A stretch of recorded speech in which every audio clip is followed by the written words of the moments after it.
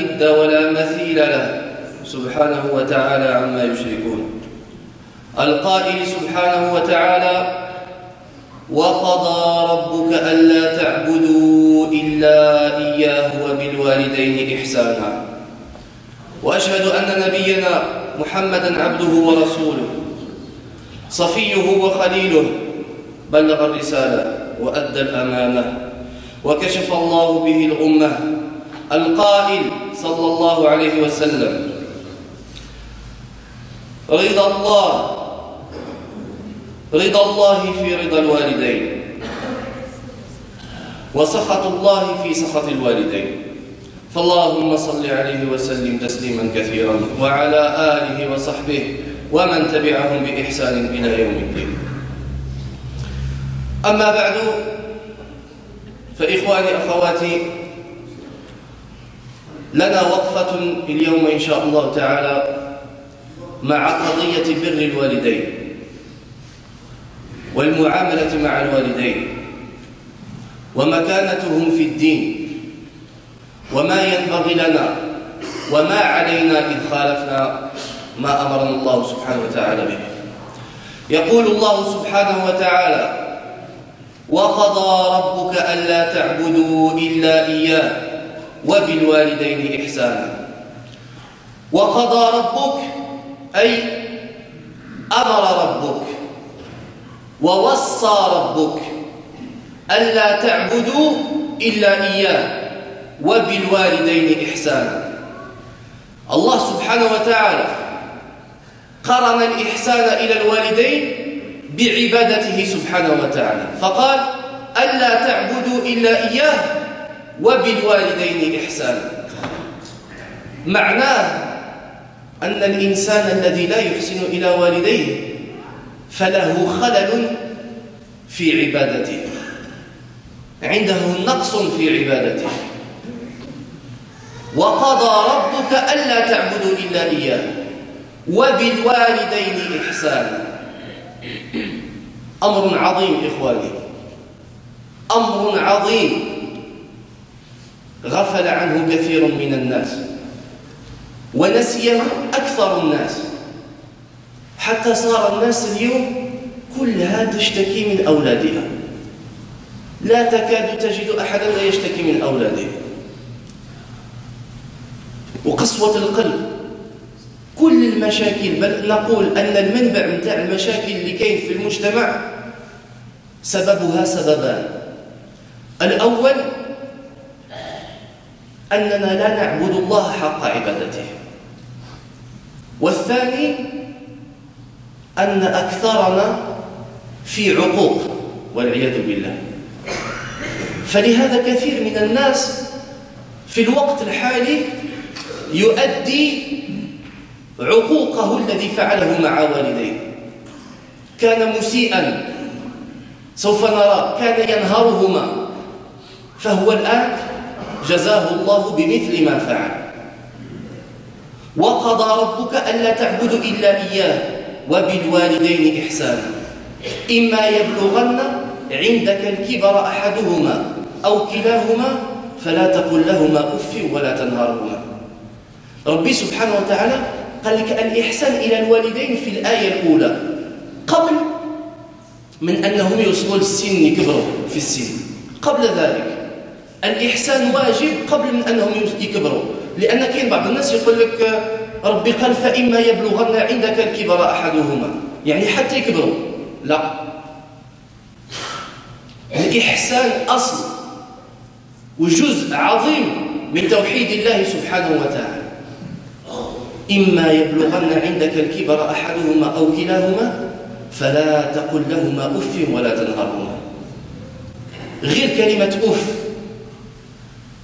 هذه الكلمة فسرها العلماء أنها لها معاني كثيرة. كل القول القبيح والفعل القبيح كل ذلك دخل في هذه الكلمة متاع أف.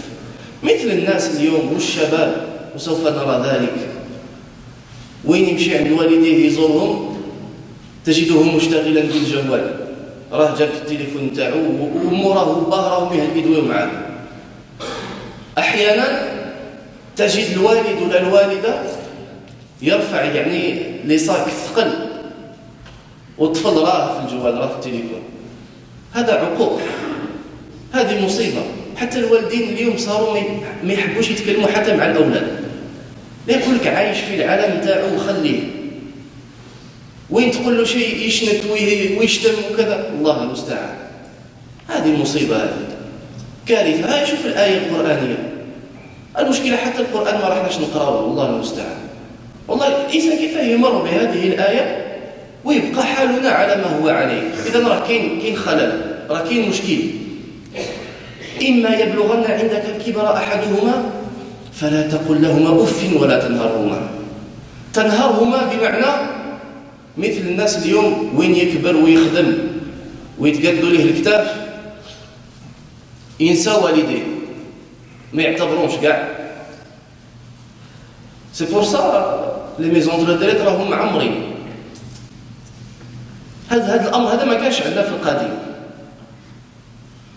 في العهد القديم 20 سنه 30 سنه قبل هذا مستحيل يعني الولد ولا البنت تبعث اباها الى لا ميزون دو ريتريت. ما كايناش، هذه ما كانتش عندنا اصلا. واليوم يقول لك والله خليني نتكلف بمرتي وولادي، خلي الوالدين يمشيو في لا ميزون دو ريتريت تماك مع الشرفه وكذا، سي ميو. شفت الشأن اللي وصلنا ليه؟ فين هو اللي رباك، وفين هو اللي كبرك واللي سهر عليك؟ فين هو؟ وفين هو اللي قدمك على نفسه؟ كما يقولوا والله ما كاينش واحد يتمنى احد اخر يكون افضل منه كما ان الولد ولا كما ان الام ولا الاب تتمنى ابنائها يكونوا افضل منها. وبعد ذلك يقول لك والله بويا ما راهش يفهم، لا ما يفهمنيش. وانت واش راك فاهم؟ انت تعرف على التليفون وتعرف في المساريه وخرج واجه، هادشي اللي راك تعرف، وتقول لي والله الوالدين ما يفهمونيش. انت اللي راك ما فاهم والو حقيقه. ولا تنهرهما بمعنى ما تلوحهمش كما نقولوا. طيب وقل لهما قولا كريما. القول الكريم راه كاين فرق بين القول الجميل والقول الكريم. حاجه كريمه بمعنى حاجه عظيمه، كانك الكرم كريم، كانك عبد. حالك مع والديك خصك تكون كانك عبد. اذا كانوا على قيد الحياه فاغتنم الفرصه، ضروري تغتنم هذه الفرصه. اذا كانوا على قيد الحياه تحسن اليهما، تزورهما، تتصل بهما. إذا كان لك والدين حتى ولو كانت فيهم غلظة وكانوا شوية صعاب ماشي مشكل، حتى أنت راك كنت صعيب. وين كنا نبدلو لك لاكوش 10 فوا باغ جور 10 مرات في النهار ما كنتش صعيب، نو هذيك تجيك عادية. ودروك وين لازم تذهب وتمشي وتزورهم وتدخل عليهم السرور، هذيك تجيك صعيبة. الإنسان يتقي الله. والله العظيم أقسم بالله الذي لا إله إلا هو، الإنسان اللي ما راهش مليح مع والديه أقسم بالله لن يفلح في الدنيا ولا في الآخرة. ما يأملش أنه يفلح ولا أن ربي يصلح له ذريته ولا ربي يبارك له في رزقه. والله هو من الخاسرين، وخسر خسرانا مبينا. الله سبحانه وتعالى حتى إذا كان والداك غير مسلمين قال لك وصاحبهما في الدنيا معروفا. ما ترفع صوتك، ما تشتم، دائما خليك ما شاء الله. كيفاه مع والديك اللي هما مسلمين؟ والله ما تفلح. أحيانا سبحان الله العظيم هذه ظاهرة نشوفها، بعض الشباب نكون معهم نتكلم فيأتي أبوه ويجيبوه يسلم علينا، وين يجيبوه يسلم يمد يديه يقول له صافا بابا،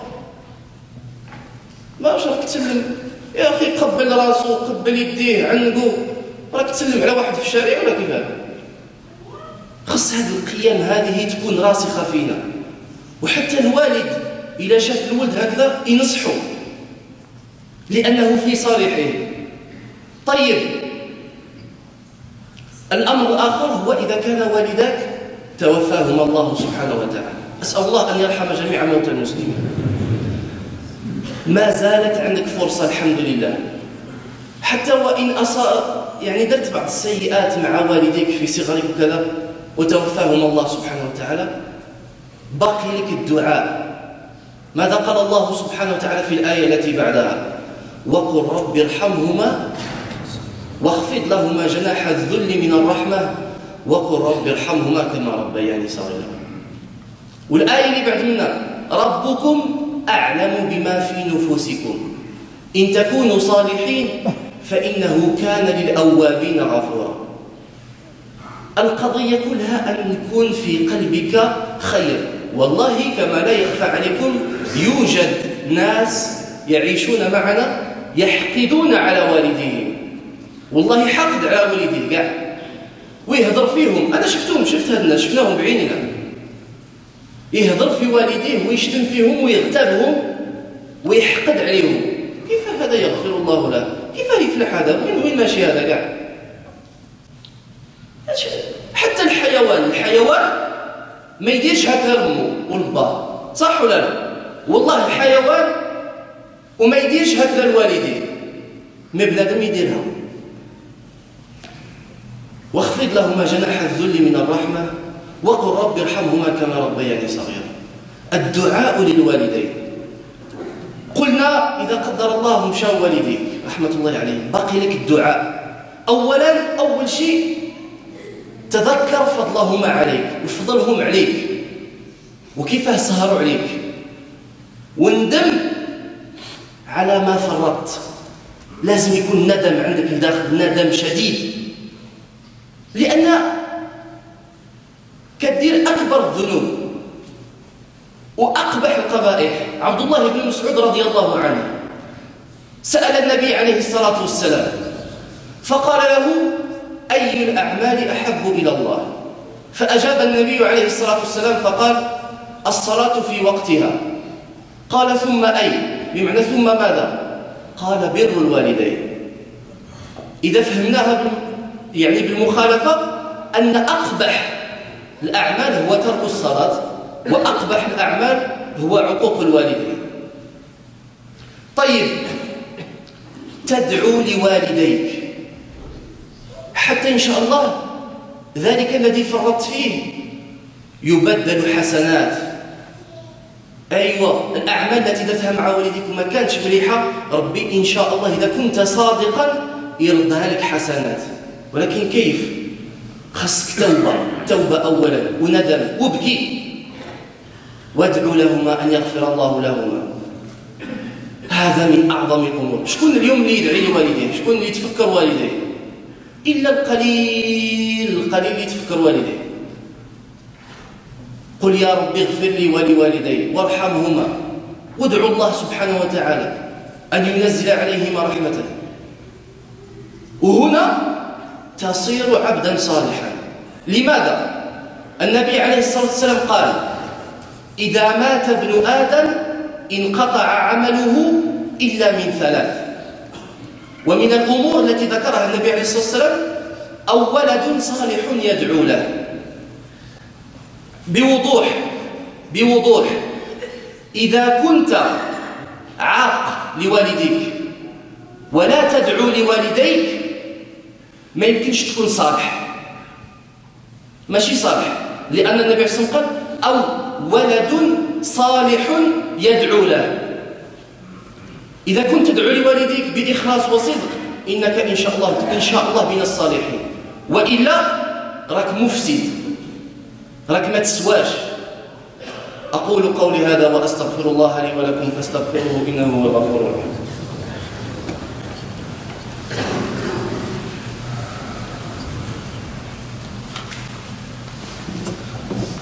الحمد لله والصلاة والسلام على رسول الله وعلى آله وصحبه ومن والاه. أما بعد, mes frères et sœurs, aujourd'hui, Inch'Allah Ta'ala,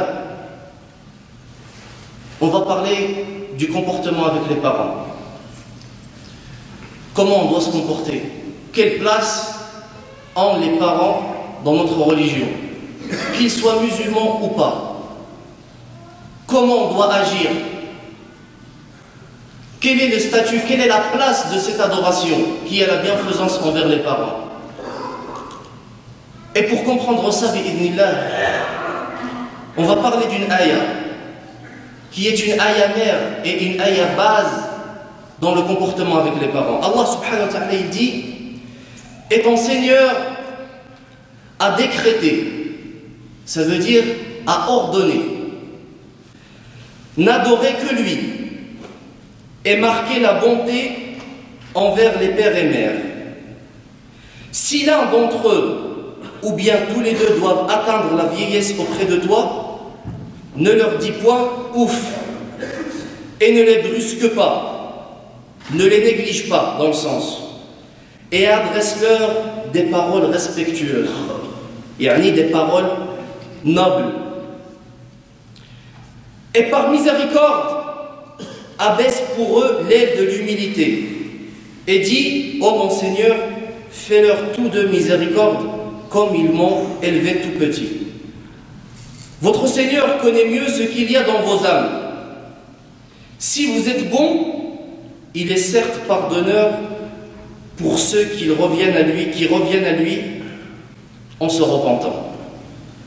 Allah subhanahu wa ta'ala, il a parlé de son adoration tout d'abord, qui est la meilleure des actions que quelqu'un peut faire. Puis directement, il a dit: et marquer la bonté envers les pères et mères. Parce que si jamais tu vois que ta relation avec tes parents, elle n'est pas bonne, tu es mauvais, eh bien il faut que tu saches que tu as un réel problème dans ton cœur, un vrai problème. C'est très critique. Que tu as un problème dans ton adoration. Tu as un problème en toi-même, mais un très grand problème. Je dirais même un problème de croyance. Ça veut dire que tu n'as absolument pas compris la religion comme il se doit. Et tu dois revoir tes dossiers. Taïb. Et si l'un d'entre eux, ou bien tous les deux, doivent atteindre la vieillesse auprès de toi, ne leur dis point ouf et ne les néglige pas, et adresse-leur des paroles respectueuses. Eh bien les frères, il ne faut pas attendre que les parents atteignent un âge pour appliquer la ayah. Parce que tout d'abord, Allah n'a pas parlé de leur vieillesse. Il a dit de l'adorer et il a dit de marquer la bonté vers les parents, avant qu'ils soient vieux. Parce que c'est une partie prenante de ta croyance. Quelqu'un qui est mauvais envers ses parents, qui lève la voix sur ses parents, qui parle sur ses parents. Moi j'ai vu des gens qui parlaient sur leurs parents. Il est infréquentable.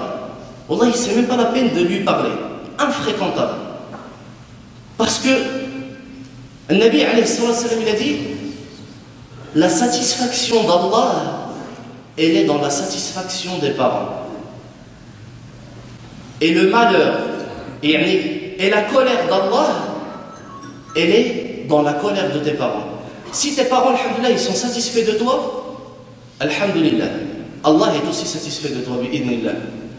Mais s'ils sont mécontents de toi et que tu les négliges, tu fais objet de la colère d'Allah subhanahu wa ta'ala. Wallahi al-azim, quelqu'un qui n'est pas bien avec ses parents, il peut être sûr et certain qu'il ne gagnera pas. Il ne peut pas gagner. Il va perdre ici et il perdra dans le-delà aussi. Wallahi al-azim, il est perdant.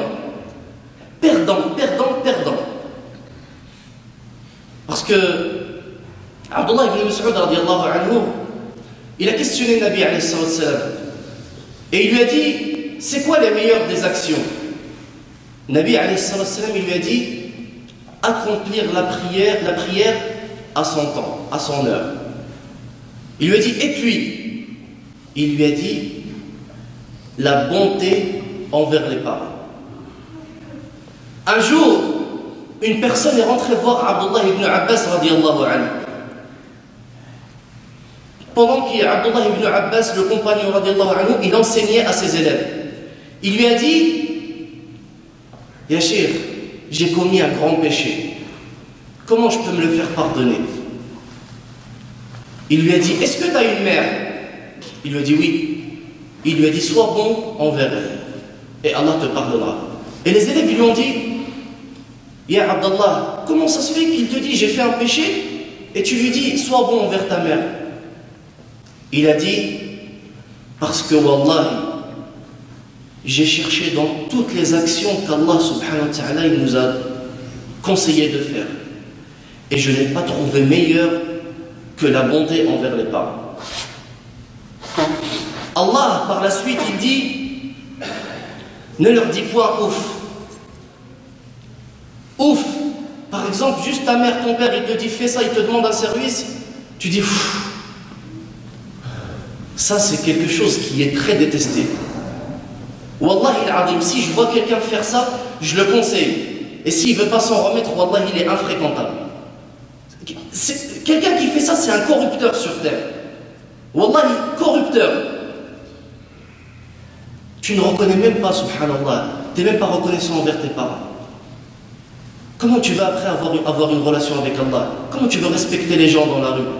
Tes parents, subhanallah, depuis que tu es né, ils sont là pour toi. Et tu n'es même pas reconnaissant. Comment tu vas vivre? Je ne sais pas, moi, Allah, comment, je ne sais pas comment tu peux vivre. Après, ce ouf-là qui est cité dans la ayah, il y a beaucoup d'explications. Il a le sens aussi de toute mauvaise chose envers tes parents. Par exemple, aujourd'hui, on va parler de la réalité. Aujourd'hui, pendant que ton père ou ta mère, il te parle, tu es sur ton téléphone. Mais par contre, si jamais tu vas aller demander du travail, ah, tu vas éteindre ton téléphone pour pas qu'il sonne. Ah, tu vas être bien présenté, poli. Pourquoi? Parce qu'il te faut de l'argent. Donc quand il s'agit d'être reconnaissant envers ceux qui t'ont mis au monde, pour Allah subhanahu wa ta'ala, tu négliges. Parce que justement, le cœur, il est malade. Et c'est le cœur qui oublie. D'accord? Donc quand ton père, il te parle ou ta mère, il ne faut pas que tu sois sur ton téléphone. C'est quoi ça? C'est une honte. Wallahi, c'est une honte. Parmi les choses qu'on rapporte des pieux, Muhammad ibn Sirin, alayhi rahmatullah, sa fille, elle rapporte, quand il rentrait voir sa mère, et bien les gens, ils croyaient, subhanallah, qu'il lui est arrivé un problème. Tellement il est humile, d'accord, l'humilité. Je ne dis pas tellement il est humilié, il est humile. Il est sage, comme un petit enfant. Les gens disent, mais qu'est-ce qui lui arrive? Il a un problème ou? Ils disent, non, c'est juste qu'il est comme ça avec sa mère. Et oui, et aussi il y avait parmi les pieux, mes frères et sœurs, qui, avant que leur mère aille au lit, il arrive, il touche le lit, il se couche dessus pour voir s'il n'est pas dur. Et pour voir s'il n'est pas, il ne peut pas lui faire du mal. Et là il lui dit, c'est bon maman, tu peux aller dormir. Et oui mes frères, et parmi les gens que j'ai connus moi aujourd'hui, ce frère-là, à 40 ans, sa mère, elle était très brutale, très dure, mais très dure. Devant les gens, sa mère, elle vient, elle le frappe avec la serviette au visage. Et wallahi al-azim, il ne dit même pas un mot. Il ne dit même pas un mot. Au point qu'on l'a surnommé al-mardi. Ça veut dire celui qui a fait l'objet de la satisfaction d'Allah. Tout le monde l'appelle comme ça maintenant. Pourquoi? Parce que c'est l'humilité. Et c'est comme ça qu'il faut être. Taïb, et ne les néglige pas. On en parlait des affaires des maisons de retraite. Mais vous savez que ça ne rentre pas dans la tête. Un musulman, un croyant, qui connaît Allah subhanahu wa ta'ala, et bien sûr qui lit le Coran et qui lit la ayah, qui envoie ses parents en maison de retraite, wallahi, c'est une catastrophe. C'est une catastrophe. C'est grave. Pourquoi? Non, mais wallah, je suis trop occupé, le travail, tu sais, les enfants, ma femme, ça. Wallah, t'as presque pas de cœur. On voit, subhanallah, il y a des frères, parfois, ils prennent leurs parents, ils l'emmènent, ils le déposent avec son sac, et il lui dit au revoir. Il va où? Jusqu'à ce qu'on lui dise, ton père, il est mort. Et il dit, ah ouais, là, je vais aller prendre l'héritage. Hein? C'est comme ça que ça marche. Mais wallahi al-azim, tu ne pourras que perdre. Perte. C'est pour ça, revois ton état avec tes parents. Wallahi, c'est très important. Taïb. Et par miséricorde, abaisse pour eux l'aide de l'humilité. Et dit, ô mon Seigneur, fais-leur tout de miséricorde comme ils m'ont élevé tout petit. Et là, il y a le fait d'invoquer Allah subhanahu wa ta'ala pour les parents. Vous savez, on va se dire les choses clairement, quelqu'un aujourd'hui qui est mauvais envers ses parents, qui ne fait pas de dua pour ses parents, ça veut dire qu'il ne dit pas « Oh Rabbi, fais-leur miséricorde ». Qu'il soit vivant ou mort, quelqu'un qui ne fait pas ça, il ne peut pas être un bon. C'est pas possible. C'est sûr que tu es mauvais. C'est sûr. Parce que Nabi alayhi salam, qu'est-ce qu'il a dit? Dans l'essence du hadith, quand le fils d'Adam, il meurt, quand quelqu'un il meurt, toutes ses actions, elles se coupent. C'est-à-dire que c'est bon, il ne peut plus faire d'action. Sauf de trois choses. Et parmi la chose qu'il a citée, un enfant, un bon enfant, dans l'essence un pieux, qui fait dua pour lui.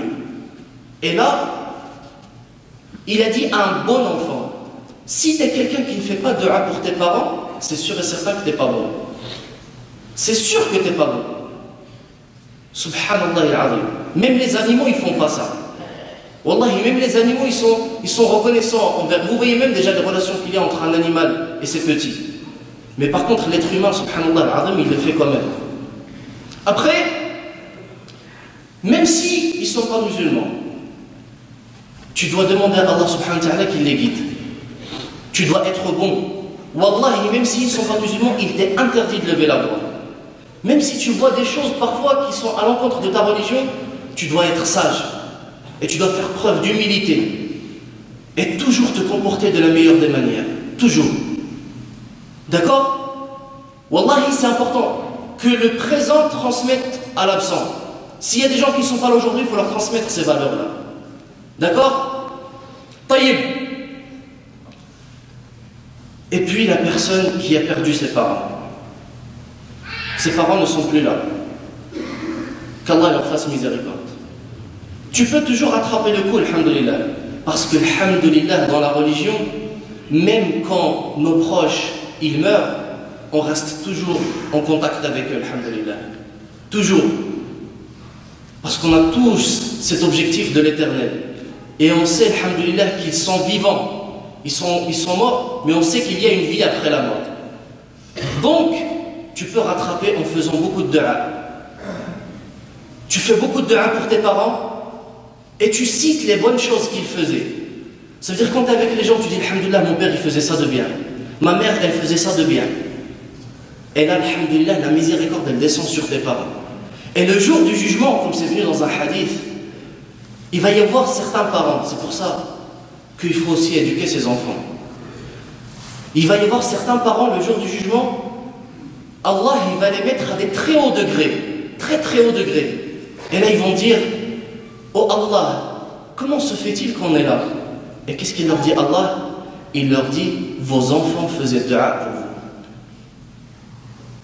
Subhanallah, vos enfants faisaient dua pour vous. C'est pour ça, première chose, tes parents ils sont plus là.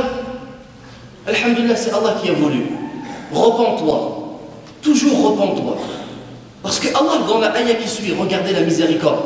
La ayah qui suit, comment Allah il t'ouvre la porte. Il dit, votre Seigneur connaît mieux ce qu'il y a dans vos âmes.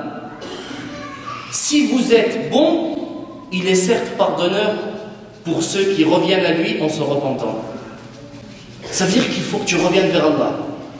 Tu regrettes tout ce que tu as fait de mauvais envers tes parents. Tu regrettes. Tu pleures même. Allah, et tu fais dua pour eux. Et là, peut-être si tu es sincère, Allah changera tes péchés en hasanat.